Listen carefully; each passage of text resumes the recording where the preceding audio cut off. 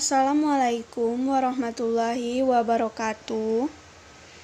Saya Intan Lestari dari program studi D3 Kebidanan, Fakultas Matematika dan Ilmu Pengetahuan Alam, Universitas Bengkulu.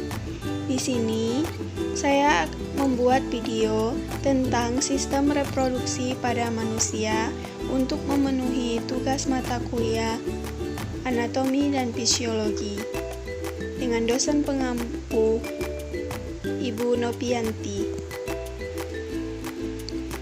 Sistem reproduksi pada manusia.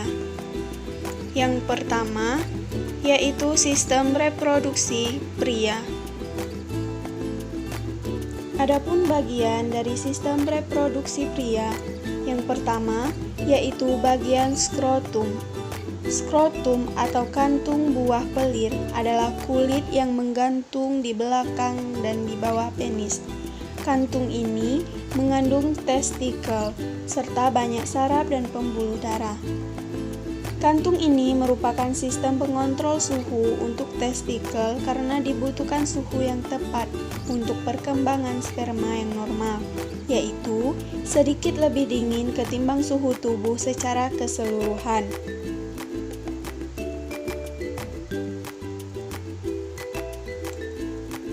Otot-otot khusus yang berada di dinding skrotum membuatnya dapat mengerut dan mengendur, sehingga dia dapat menggerakkan testikel mendekat ke tubuh kalau membutuhkan suhu yang lebih hangat atau menjauh ketika membutuhkan suhu yang lebih dingin.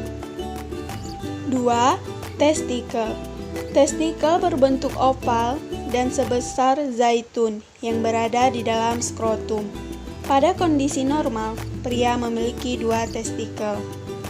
Testikel juga disebut dengan testis. Keduanya bertanggung jawab dalam membuat testosteron yang merupakan hormon seksual primer pria. Selain itu, testis juga bertanggung jawab dalam menghasilkan sperma.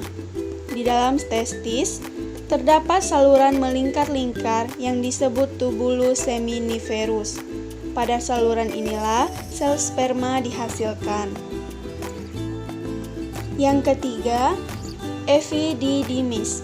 Bagian ini merupakan saluran panjang melingkar yang berada di bagian belakang tiap testis. Epididymis akan menyalurkan dan menyimpan sel sperma yang dihasilkan di testis. Bagian dari organ reproduksi pria ini juga memiliki tanggung jawab dalam mematangkan sel sperma, karena yang dihasilkan dari testis masih belum cukup matang dan layak dalam pembuahan. 4. Vas deferens. Saluran yang panjang ini menghubungkan epididymis dengan rongga panggul. Vas deferens mengangkut sperma yang sudah matang menuju uretra sesaat sebelum ejakulasi terjadi. Yang kelima, fascicula seminalis. Merupakan bagian dari organ reproduksi pria yang menempel di vas deferens, yang berada di dekat pangkal buli-buli. Fascicula seminalis menghasilkan cairan kaya gula atau fruktosa yang menjadi sumber tenaga bagi sperma ketika mereka bergerak mencari sel telur. Yang keenam, uretra. Sama seperti wanita, uretra juga merupakan saluran yang membawa urin dari buli-buli keluar tubuh. Akan tetapi, uretra pria juga memiliki fungsi tambahan, yaitu sebagai saluran ejakulasi semen pada pria orgasme. 7. Kelenjar prostat. Kelenjar prostat merupakan struktur berbentuk biji kenari yang terletak di bawah buli-buli di depan dubur. Kelenjar ini juga berperan dalam menambahkan cairan ejakulasi, dan cairan prostat juga berperan penting untuk pertumbuhan sperma. Dan yang kedelapan, kelenjar bulbouretra. Dikenal juga sebagai kelenjar Chauffeur. Bagian dari organ reproduksi pria ini merupakan struktur yang terletak di sisi uretra di bawah kelenjar prostat. Kelenjar ini menghasilkan cairan licin dan bening. Cairan yang dihasilkan kelenjar ini berfungsi untuk melicinkan uretra dan menetralisasi zat asam yang mungkin hadir karena urin di uretra. Itulah bagian dari sistem reproduksi pria.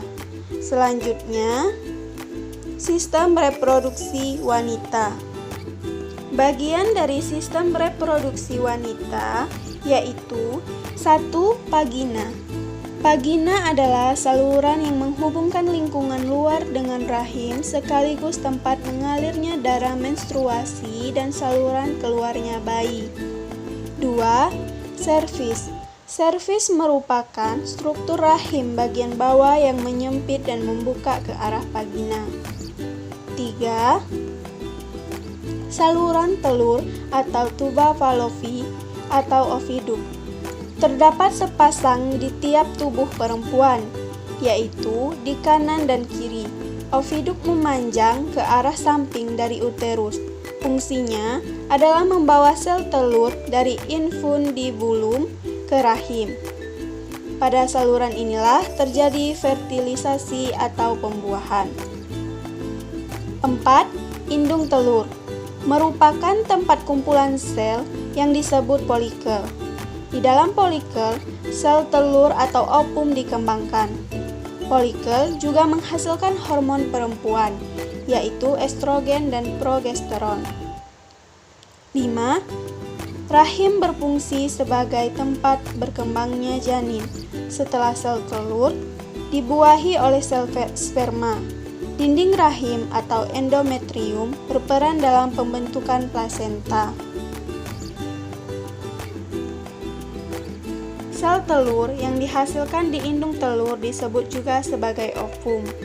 Ovum termasuk ke dalam alechital tanpa kuning telur dan mengandung butiran kortikal dan trombosit kuning.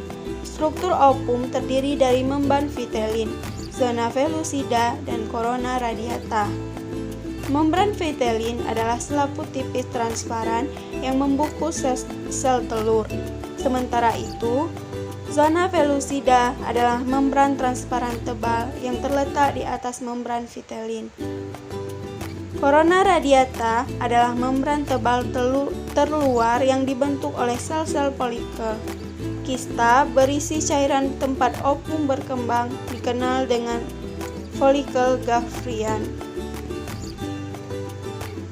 Itulah penjelasan dari saya mengenai sistem reproduksi pada manusia, yaitu sistem reproduksi pria dan sistem reproduksi wanita.